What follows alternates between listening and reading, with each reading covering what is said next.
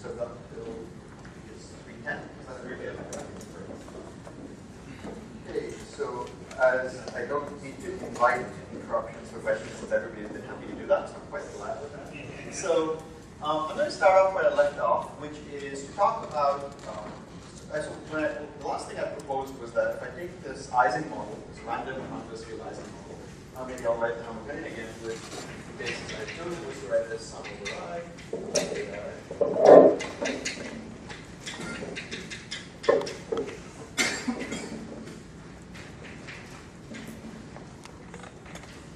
And I'll use some of the time, I'll add a perturbation, something like this.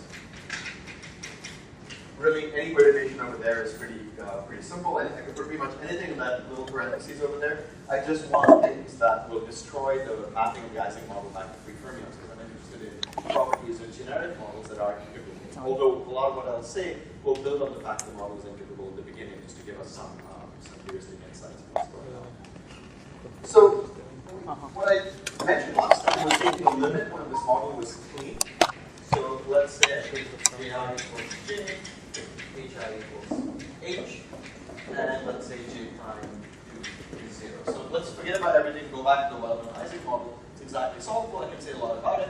And the basic point there was I tried to argue, I think I hopefully convincingly argued that at any finite temperature, the order is destroyed in that model due to the proliferation of domain walls.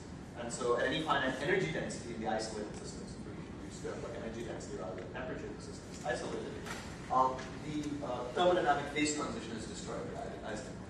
What I pointed out, though, is that if the model is disordered, you might believe, based on the idea that domain walls are essentially point particles in one dimension, and we know that in one-dimension disorder, always localizes point particles, thanks to the sample work of Anderson, in the absence of interactions. We might argue that if we kept the Jacob prime equals 0 term, and we know that the model maps to free fermions, if we map it to a point where the model is like disordered free fermions, you might expect that the highly excited states of the model retain some imprint of the fact that there was a phase transition, simply because of the fact that the domain walls that were responsible for destroying the order no longer can do that because they can't travel freely through the system. They no longer mobile. Of course, there are two things that we need to argue. First of all, we need to say something about the fact that the domain walls are no longer mobile and what that means, what kind of order that is. And second, we need to ask whether that kind of argument persists in the presence of terms that switch on interactions between the domain walls. Because if the domain walls are localized when they're free, they need not be localized when they're necessarily when they start interacting because of the JQ prime. So, one more question. Yeah. If you want to say the ground state is different from excited state, yeah. right? So if you're saying at some high energy density, that there will be the retaining of the memory. Yeah. So that I'm not saying the ground state is different from excited states once disorder is switched on. right. But are you in anticipation of some sort of sharp boundary in energy, or is this a crossover? No, this is not. I'm making a statement. I never said anything about the ground state being good. Every state is disordered. I'm making, first of all, I'm making statements about highly excited states, which is the first one. The second thing I would say is that at this point, I'm just saying that highly excited states lose their order once I turn on interactions. Once I turn on finite energy density, highly excited states are different from the ground state for the clean model. I think that's not controversial. That's just a standard fact that the Ising model doesn't have a phase transition at finite temperature in one. Now I'm saying the following, which is I can imagine a way of circumventing that mechanism for destruction of order by turning on localization of the excitations. Now certainly that localization is going to be effective at low-lying states because the low-lying states only have one or two excitations, which are not going to travel. It's like a single particle effect. The low-lying part of the spectrum maybe has one or two domain walls in my system. They're not going to do very much to the system, right? Because the domain walls are gapped excitations. But highly excited states will have many domain walls. And for highly excited states, I need to worry about the fact that the many domain walls could cooperatively interact and destroy the order. Right? So the ground state, my point of view is that the ground state retaining its order is not surprising. The fact that highly excited states retaining the order is far more surprising. So just inverting your statement. I'll wait and see. Yeah, maybe it's better just to wait and see the answer. Yeah. So what people did, so various people have analyzed this model, but let me just give you an exact diagonalization result. So let's imagine I plot this model as a function of two parameters, so the disordered system. 2 system. And let me say that parameters, let's say that H and J are fixed.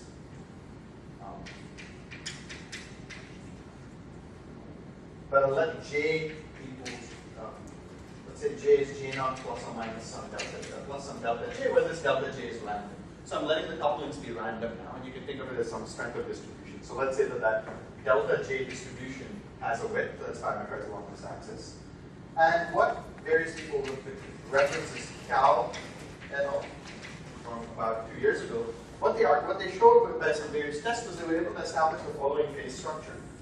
That the system has the following phase boundaries. It has a thermal phase, which is oh sorry, I should put that in there. This is energy density, where let me think of a normalization where I've scaled everything to a window between 0 and 1, where 0 is the ground state, 1 is the highest excited state. And this model essentially, you can only, if you want to say that half the spectrum, this particle-like symmetry for this model effectively, that the highly excited states look canonically like the very highly excited states are the same as the ground states, because H and minus H aren't really distinct. There's something I mentioned earlier. So I'm just going up to the middle of the many-body spectrum. So the top of this curve is the middle of the many-body spectrum, this is the bottom. And if you want to go to the top of the spectrum, just reflect this curve about this line. It's just putting this is infinite temperature if you like, this is 0 temperature. Right? So they argue that there's a thermal phase which has area law volume law entanglement. But the key point is that they found two different different area law phases.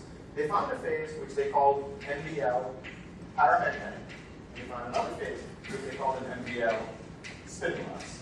And this is something that had been predicted, so sort of generic schematic. This phase diagram was predicted by the Beam and collaborators some years ago with a really nice paper by the Princeton group.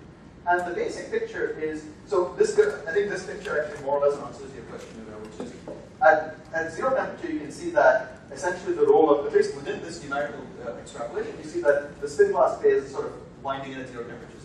That's what you get. In the clean system, there's always a persistence of the spin glass. But as you make the system more and more disordered, you see that there's, as a function of energy density, you have a transition between a spin glass, a paramagnet, and then ultimately some thermal state. Is there a sharp transition? That's what I'm going to talk about, the transition to the MBL. Both these appear to be sharp transitions. The control theory for these sharp transitions, though, sits over here as far as I know.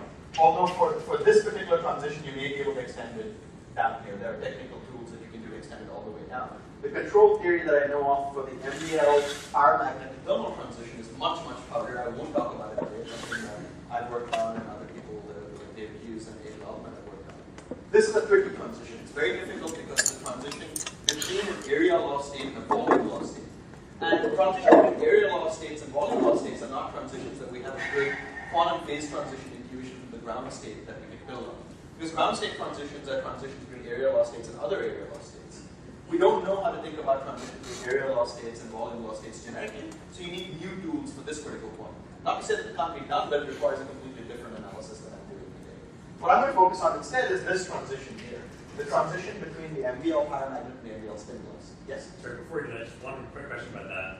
Isn't that kind of like the MBL mobility edge that you mentioned earlier? It's not necessarily the mobility edge, it's the MBL transition is what I call it. The MBL mobility edge would be an energy, so if you like, the MBL mobility edge would be a transition this way. Right. Because that's a totally new transition. I was talking about a transition this way, which is more a disorder-driven transition, right? This is many-body localization to delocalization as a function of disorder strength.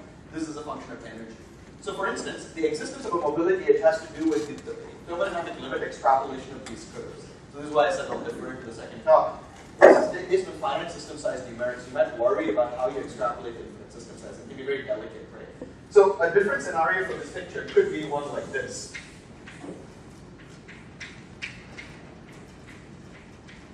Where these lines are straight, right? That's a completely different scenario from the perspective that you don't have a thermally tuned transition. So this is a currently controversial subject, whether you have a transition this way.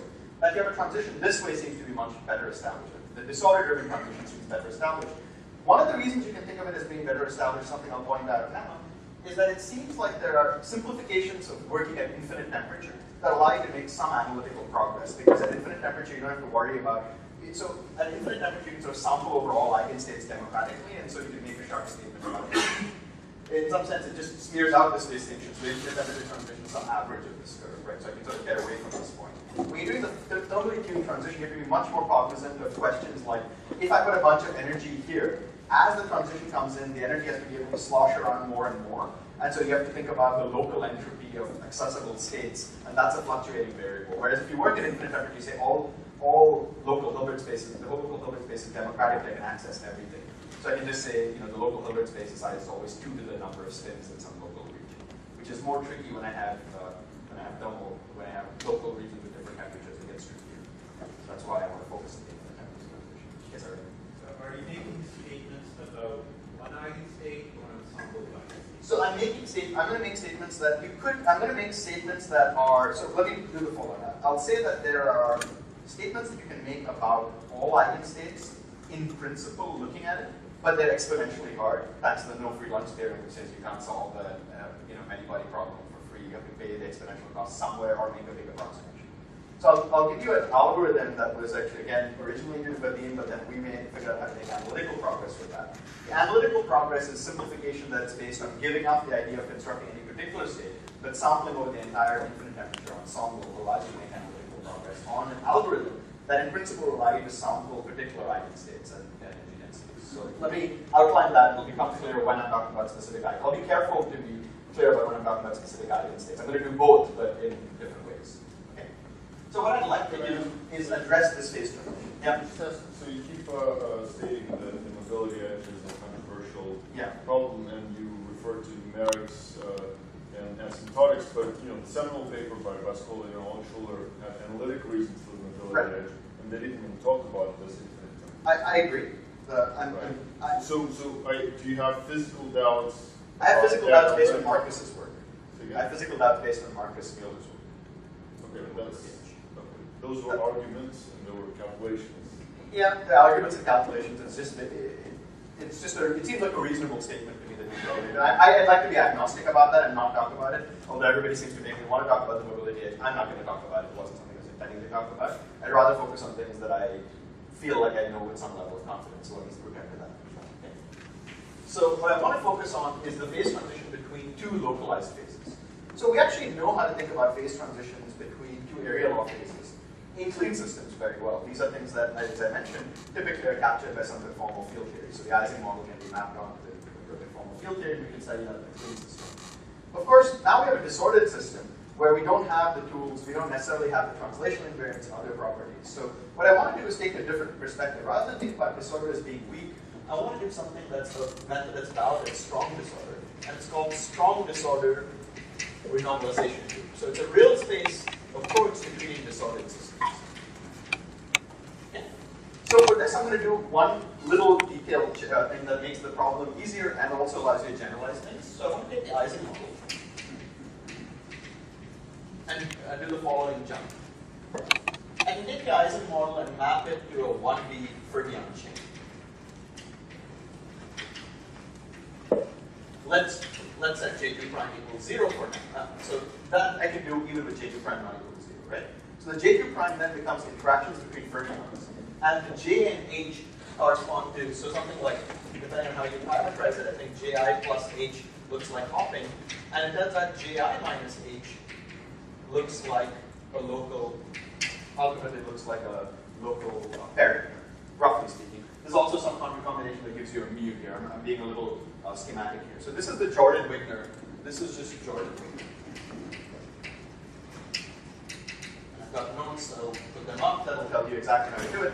But the basic point is that the Ising model maps onto a free fermion, it's a 1D fermion chain, which is free if J2 prime equals 0, right?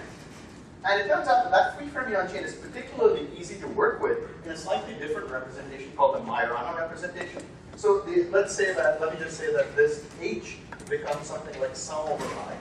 And let me just write it as, effectively it becomes something where, let me just write the problem as C dagger I, Ci, schematic I plus 1, schematic 2 plus C dagger I, Ci plus C dagger I plus 1 plus the. So there's some numbers up here that are not going to be that important. Okay?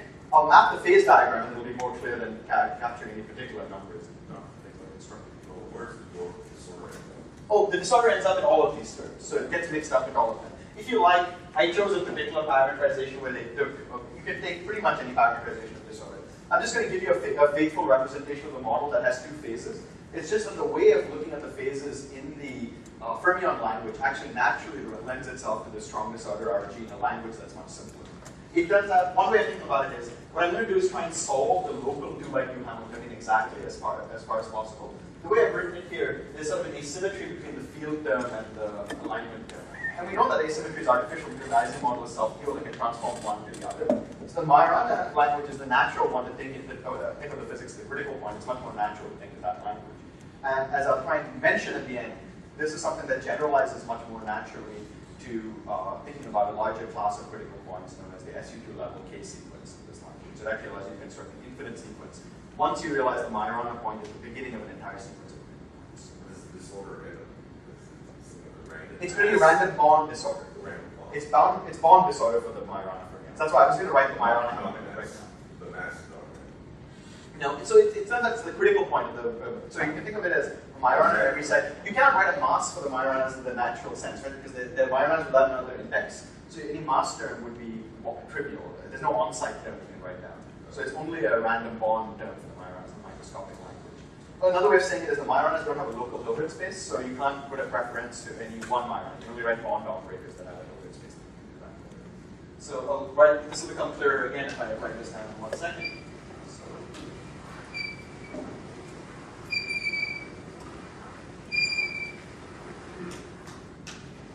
So the effective, let me write the effective Hamiltonian. So basically you can write the Hamiltonian as follows. Let me write it as sum over I, gamma I, gamma, let me write it as ji, gamma I, gamma I. Okay. These gammas are what I call the Majoranas. So you can think of gamma I as CQI minus C dagger plus C dagger 2I and gamma I plus 1 2I. And let me put over I. Let me put proportionality signs because there are probably various factors that you need to get right, which I'm going to be sloppy about because I just like to get the flavor rather than spend a lot of time on the factors. Okay, so why do I like to think about this model the following way? So it turns out that the Jordan-Wigner mapping is something that's non-local, right? Because if you've seen it, it basically attaches a string of operators to one of the sigma operators. So when you have a non-local mapping like that, things like the Ising variable of up and down gets mapped onto something weirder. It gets mapped onto essentially the fermion parent, roughly speaking. So the basic picture is that, and that's a fancy way of saying, the way I want to think about this model is, in this, let's first restrict to thinking about a finite chain. That makes life much easier than thinking about periodic boundary equations and have something for this one. If I think of this model as a finite chain, the Ising model has two phases in one limit. It has, it basically has a phase that has all it spins up and all it spins down in the ordered phase. And in the paramagnetic phase, it has a unique ground state. So I want to convince you that this model has two phases. Just let's focus on the case where this model has two phases, and I'm going to pick two uniform solutions for J that will have same number of phases. One thing I should point out is that if you look at this carefully, you'll see that I get a pair of Majoranas for every C that I just took from here, right? And so, sorry, it should be 2I plus 1, correctly, but it's not too important. I get a pair of Majoranas for every C, and that doubles my number of degrees of freedom in terms of Majoranas. So if you like, I have these Majorana operators, there's a few more of them than I started out with. And the reason I have it like that is that if I wrote down my original theory in terms of Majorana operators, let me write it down like this. I'll draw out something pictorial and things will make more sense. So, if you like, let me write this as gamma 1, gamma 3, gamma 4, 5, 6. Let's take a three-sided chain. Each of these is my original, if you like, my original CIs, which are, again, related to my original sigmas. So each of these are the original states I started with. That's because every pair of Majorana fermions is a good two-level system. A pair of Majorana fermions is the same as a Dirac fermion, and a Dirac fermion is the same as a two-level system and a spin. So each pair of these guys is something I can talk about as being occupied or empty. Okay? And so the reason I drew it this way is my original H operators live on these bonds here, and my original J operators live on these bonds here. a mapping from the original model. If I write it in terms of Majorana, there's a sequence of steps I do, but the end is that I get a Majorana chain. Let me call the, so these are my, I guess I could call these J twiddles. So essentially the odd and even J twiddles are mapped to my H's and J's. Does that make sense? Is the sort of rough idea of the mapping clear? So it'd be really a lot happier if you put a gamma 2I and gamma 2I plus 1 and Oh. CI and CI plus 1. Yeah, I think you're right. Yeah, I'm sorry.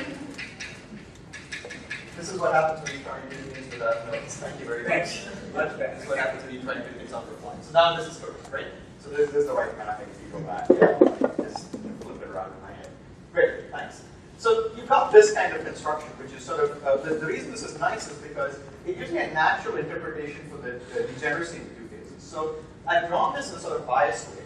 What I've drawn is the limit when I can essentially take, let's say I take H much, much bigger than J overall. So if I take a clean system, it's easy. I just take the H's 1, the J's 0. You can see that there's a unique way to do this pattern, and there's no leftover ambiguity. I don't have to give you any more information to specify the ground state. So I have a unique ground state. So I can map this to the paramagnet, which is good, because when H is very large is when I expect the paramagnet. Right? Now I need to produce for you a ground state degeneracy for the system when the system is in the Ising ordered phase. It needs to have two ground states, and they have to be exactly the same energy. And the way you do that is if J is very large, you essentially say, let's pair Majoranas this way. But notice that this is the case where J is much bigger than H. Does that make sense? And when J is much bigger than H, you can see that there's a pair of unpaired Majoranas. Now, what I have is essentially a single degree of freedom that lives non-locally on these two Majorana operators. By the way, along the way, I've explained to you why people care a lot about generating Majorana fermions and double electrical superconductors. This is a major area of research. It's because the information content there is stored non-locally. The fact that it's a ground state, this system encodes a ground state degeneracy in a non-local way. Because the ground state degeneracy is the total occupation. Neither of these has any notion of an occupation number. I can only construct an occupation number if I give you both of these. And so any one, and so the information of whether I'm in the grounds, whether I'm in one of the two degenerate ground states is encoded across the entire system. And in fact, the splitting between them is exponential. It's based on how much this state mixes with this state. So in the thermodynamic limit, as I pull them apart, there's an exact degeneracy. Recall that this is also the exact degeneracy you'd expect for the Ising model.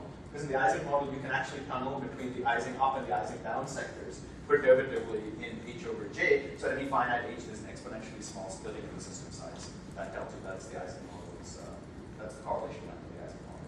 So this system has two phases in the clean limit. Why I wrote it in this Majorana representation is because it makes life very easy when I want to talk about the phase transition and properties of the random system. So let me think of writing down a random model which has the same kind of physics. So I'm going to write down this model where I have sum over I, Ji, gamma I, gamma I plus 1. I'm going to write Ji as some J naught.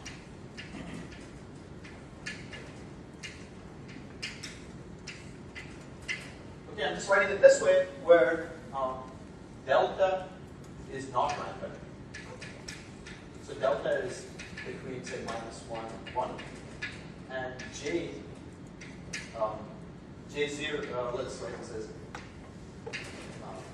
J twiddle I is J0I. J0I is now a random variable.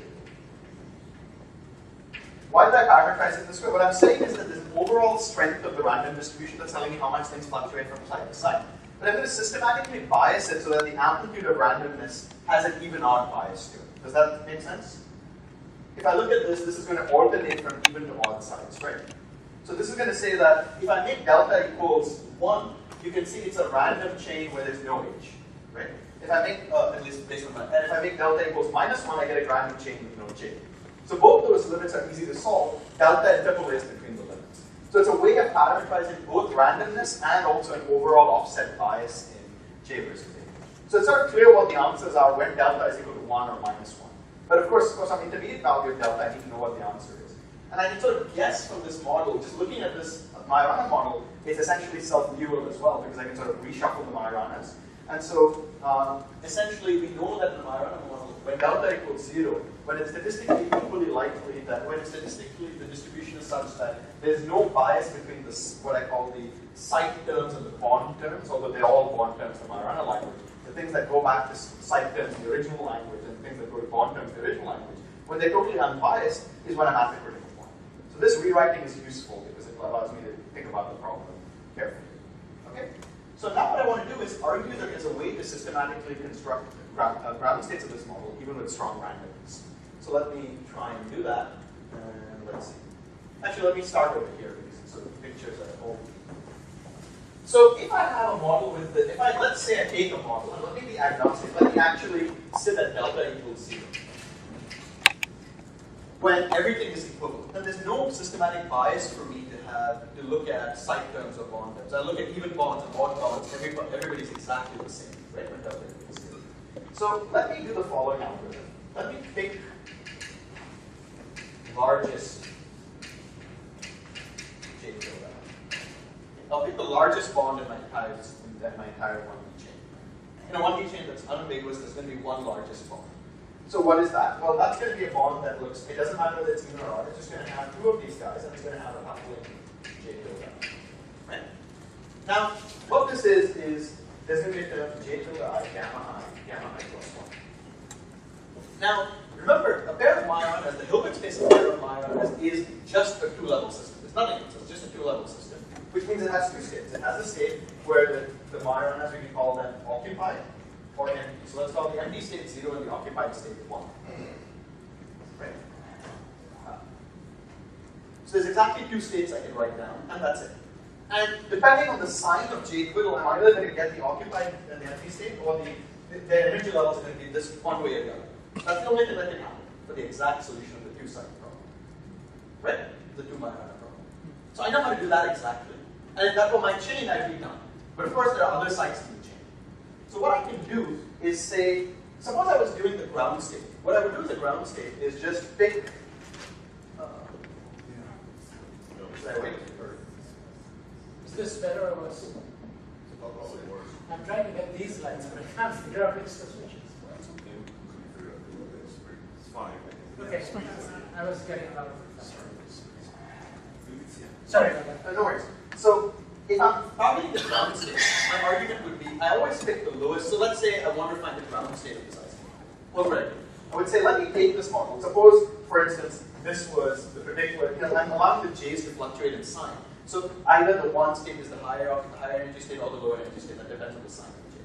For the sake of argument, let's pick one of these. Let's say that the highest energy state is for these two. The joint state of these two Majoranas could be empty. If it's empty, I'll just say, let me freeze those two guys as being empty and integrate those out in perturbation theory. What that amounts to doing is just say, well, there were other Majoranas. Let's say that this is the state of gamma 2, gamma 3. Right? So this is J2, gamma 2, gamma 3 that I've fully solved. But there's somebody that has a J1, and there's somebody that has a J3. Right? So I've got a Majorana sitting here with J2. So what I can ask is, how does initially, this was a nearest neighbor model, right? So initially, gamma 1 and gamma 4. Initially, gamma 1 and gamma 4 didn't talk to each other. But what can happen is that the coupling J1 between gamma, so this is J1, gamma 1, gamma 2. This is J3, gamma 3, gamma 4. So this is a real space perturbation theory, where I just say, the fact that J1 can actually couple to this is going to raise the state of this guy to its the state of not in.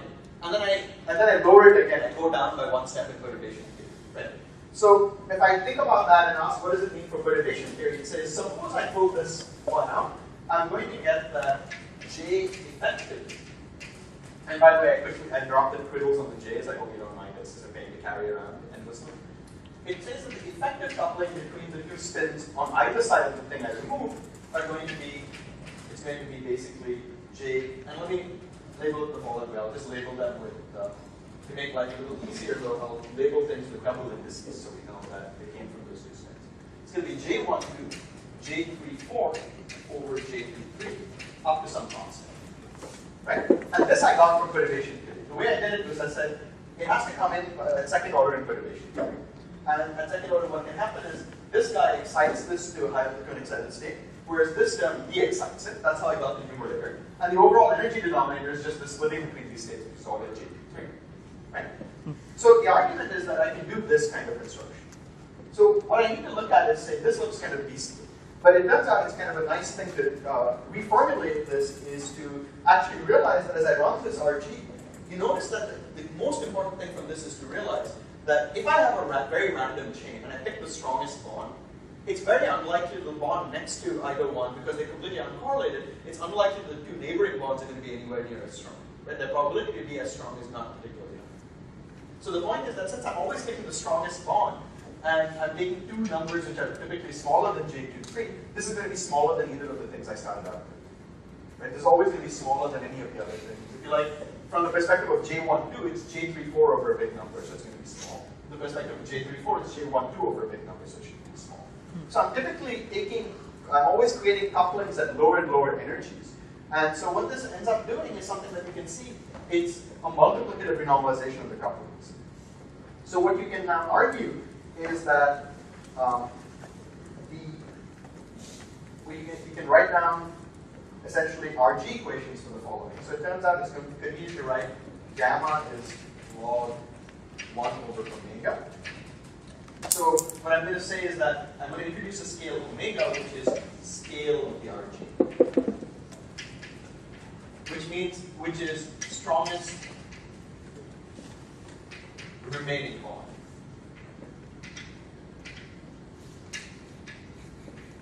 Okay, so it's going to be the bond that I'm always removing at the highest energy scale. Does that make sense?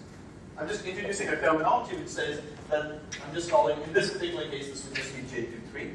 But once I've eliminated J23, the next strongest bond will take the role of gamma. So it's sort of saying each time as I go, that's going to keep flowing because it's the actual strength of the strongest remaining bond. And so what I can argue is the second thing I want to do is define beta I is log omega over J I plus 1. The language I've written over here, right? Where I'm using this in terms of J1 and J2. So that parametrization makes sense? I'm just defining some terminology. Why I do this in terms of logs is that if I have multiplicative things here, if I divide by logarithms, then things look a lot nicer. So let me see how that works out. So you find the following. So let me write it down carefully. If I look at log J14 effective, let's look at the following. Let's say J14 equals J12, J4 constant over omega. Let me just multiply the numerator and denominator by omega, right? And then divide it one more time. So I have omega over J14 equals omega over J12, omega over J34 times 1 over C. The constant doesn't really matter. Now let me just take logs. So I find that log beta, so if I take logs, I'll convert it to this beta language. So I get that beta 14 is beta 12 plus beta 34 minus some log C, which is unimportant.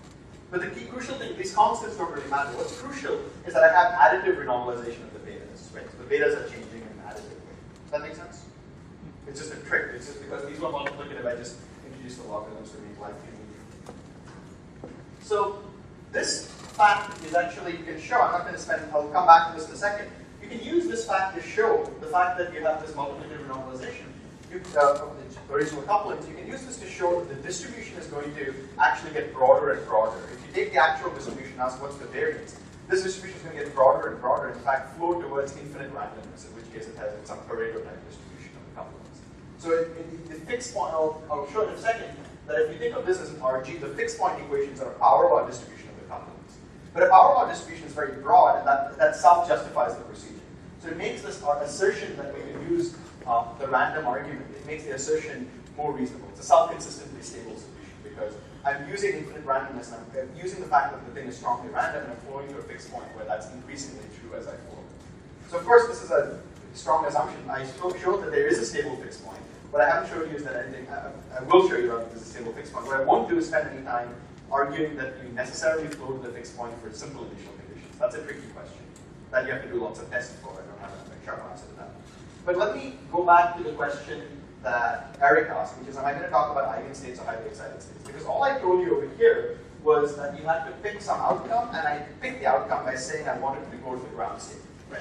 So let me place that in context of what it looks like for the spectrum of some problem. So bring this back down.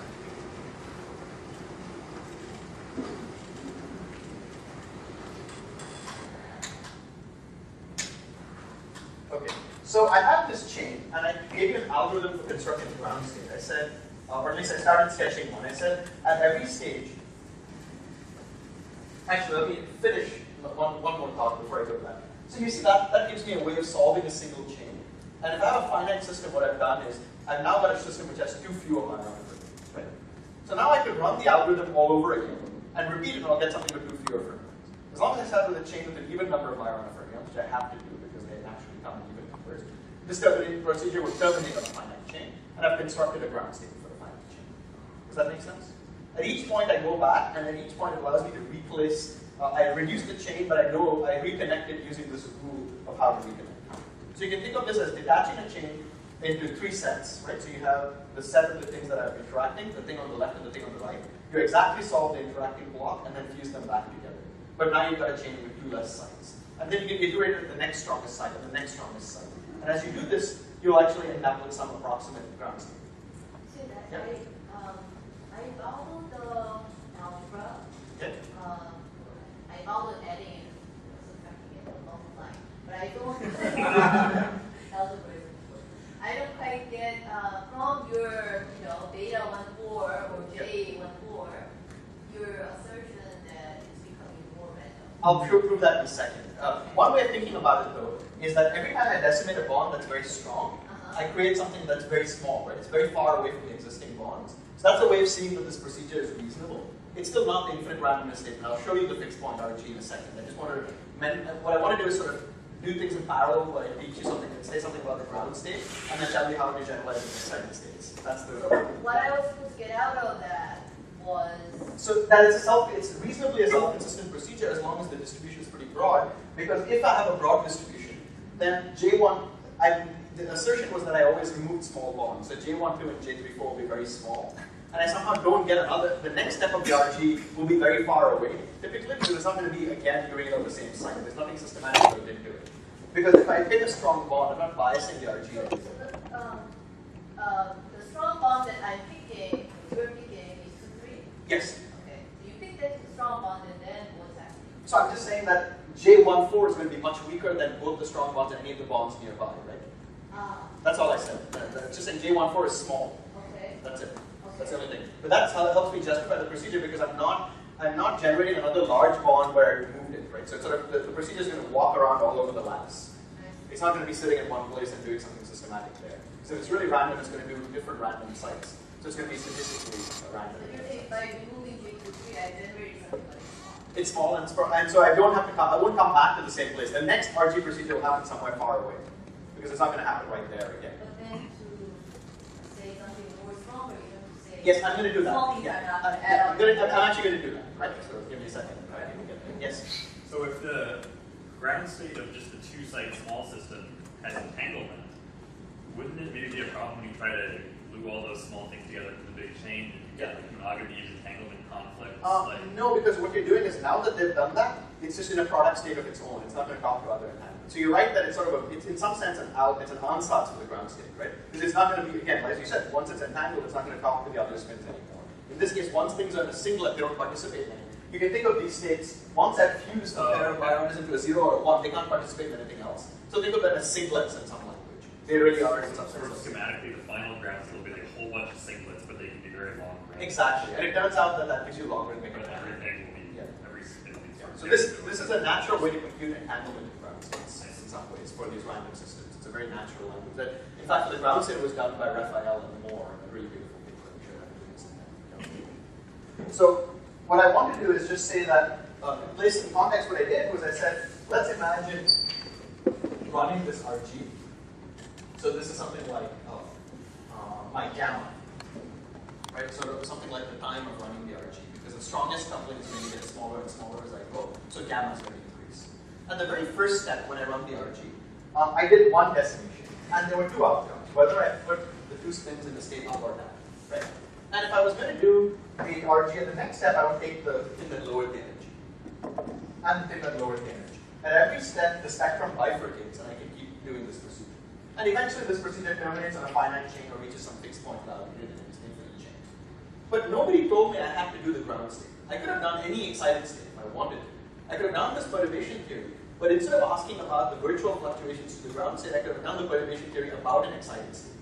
So in some sense, the fact that I took a ground state was a choice to walk down this tree of possible destinations. So this particular solution of the two-side problem is called a destination.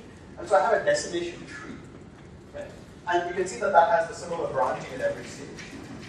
And this is again the no free lunch theorem at work. If I want to construct the full spectrum, I still have an exponentially hard problem because I have to get this tree exponential. Right? There's an exponential number of choices I have to make. So even though each individual step is easy, I have to actually look at every. You can see that there's an exponential number of choices I have to make, so it's still a very complex problem. But the really nice insight is that you can actually ask, suppose I only care about the leaves of this tree, which are the final eigenstates after all.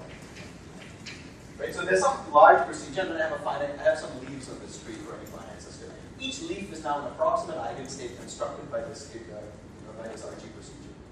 So if I'm looking at if I want to know about the leaves of the tree, it turns out that I can just sample this tree, because they're going to be exponentially many leaves. I can just do some kind of sampling procedure. There are various ways you can do the sampling. So here are two things. One point is that you could do the sampling directly, which is just do a Monte Carlo procedure. And that's actually what the Neiman collaborators did to study the Isaac model. The other key insight is that if you work at infinite temperature, then actually, so it turns out that you can do the sampling analytically. Because at infinite temperature, what you want to do is construct some weight that's democratic over the entire spectrum. And it turns out for that problem, you know exactly what weighted coin to toss at each of these outcomes to tell you where to go up or down. For the Isaac model, it turns out that's very easy. It's just toss a coin, heads go up, tails go down, and you'll end up with sampling where states, you'll sample all these states equally. It turns out to be quite a lot more subtle when you generalize these models. But basically, at infinite temperature, you can sample the states analytically. Okay. So it actually turns out there's a natural generalization of real space renormalization to study the excited states of state change. It's just that it's an exponentially hard problem, but you can mitigate that by doing some kind of sample procedure. Does that get to your question about eigenstates versus eigenstate averages, Eric? Yes, you're looking at an ensemble. Yes, a thermal ensemble, if I'm doing things analytically, but I'm thinking in the back of my mind about a procedure. So what I'm really doing is I'm thinking about it's a little bit subtle, there are two steps. Think about an approximate procedure to construct exact RG procedure to construct approximate eigenstates. But then I know that's still intractable it's easy for the ground state, it's relatively easy, but it's intractable if I want to do excited states. So what I want to do is do that procedure stochastically. And so one way I think about it is, instead of just walking down the RG tree, I do a random walk on the RG tree with some weights. And that gives me a statistical sampling of the highly excited states. Now, presumably for the ground state, you can frame this as a variational approach. Exactly. But when you're targeting some other state, how can I feel confident that anything I predict about that state is actually right? So one thing you can do is ask about the self-consistent correctness of the theory. So you pick some log distribution and ask, suppose I had that distribution, would I generate sort of rare regions where the RG would break down? And you can always push it to a disorder strength at which you don't do that. So there's sort of arguments I can make in a limit in which this fixed point is stable against resonance. But it's a very good question that whether this fixed point is stable or not is a challenge to prove rigorously. You know, even for the ground state, it's a challenge to prove these things rigorously. I think Fisher did lots of work doing this, lots of papers. Yeah, I was going to comment. If you look in the ground state work from the early 90s, there are 5 appendices in the Fisher paper where he checks different potential troubles, but there's no sort of a consolidated, sort of exhaustive proof of anything, because you can check the. And the problem is that what Cynthia has described is the level of the standard level of work, second order perturbation theory. To go to higher order perturbation theory, the local move, you stop being able to do RG at the same sort of level of detail. So it's tricky. It's a subtle question of whether these things are exactly beyond this second order perturbation theory. What I can say is that David Pecker and Vadim did exact diagonalization on small systems and ran the RG on small systems, matched the results, and they look impressively accurate for the energies at least. So at least that's something there. It's getting the energies reasonably right. Okay? Yeah. Is it possible that even if you start with complete uncorrelated, bonds in space, that the procedure actually generates subtle correlations? So you can check that. So that's also built into exactly how you do the RG. As far as we can tell, it doesn't seem to generate. So one question you could ask is, this is a very hard question, is whether, when you do, for the Ising model, I think none of these things are a serious concern for the model I wrote down, because it's a free fermion model, we can solve it exactly. And then you put on weak interactions on that, it should make a big perturbation. But it turns out also that very reason makes the Ising model non-generic. I think in the next 15 minutes I won't have a chance to get to the more